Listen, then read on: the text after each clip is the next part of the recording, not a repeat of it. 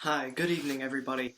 Now in this video, I'm going to be talking about lead poisoning in ancient Rome, and how it may or may not have hastened the fall of the Roman Empire. Um, now, I'm going to say now that, unlike a lot of other historians, I don't think that lead poisoning played that big of a role in the fall of Rome. See, a lot of people will attribute the fall of Rome to simple, cut and dry, one-issue solutions. Immigration, infighting, lead poisoning, degeneracy, um, autocracy. I mean, the list goes on and on. Weak leadership.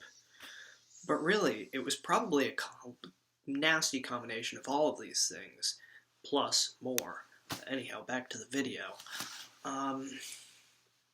Now, one source of lead poisoning people say existed in Rome was lead sewage pipes, but they actually knew that water channeled through lead was not as good for you as water channeled through terracotta pipes, which is why they preferred earth and terracotta pipes over lead. Sure, there were some sewers that ran on lead pipes, but they were not nearly as common as terracotta pipes that had cement on the outside of them, because they just knew that the earthen pipes were safer. However, they did still use lead for things.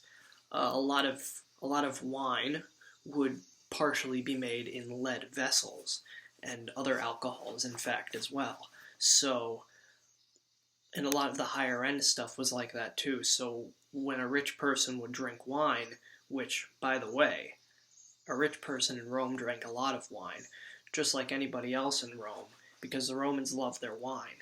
You know what the soldiers got? They got watered down wine. Everybody was drinking wine, so they were all drinking this wine that had lead in it. Now, the studies I've read say it was mostly just rich people who were affected by this leaded wine, but I can imagine a lot of the lower echelons of society also were affected by the wine if they were drinking the stuff that was made in lead vessels. So,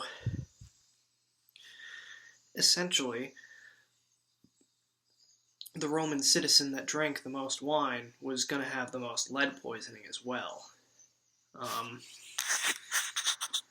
Now, the lead poisoning did have its effects. I'm sure that quite a few people with considerable degrees of power back in ancient Rome did have some form of lead poisoning. Some historians believe that the aristocracy may have suffered from increased levels of gout due to this lead poisoning. And another thing lead poisoning does is it can make you crazy. This might go to explain some of the so-called mad Roman emperors that historians are so delighted and entertained to read about. Some of those guys might have just drank too much lead wine and got all messed up in the head. Well, good night.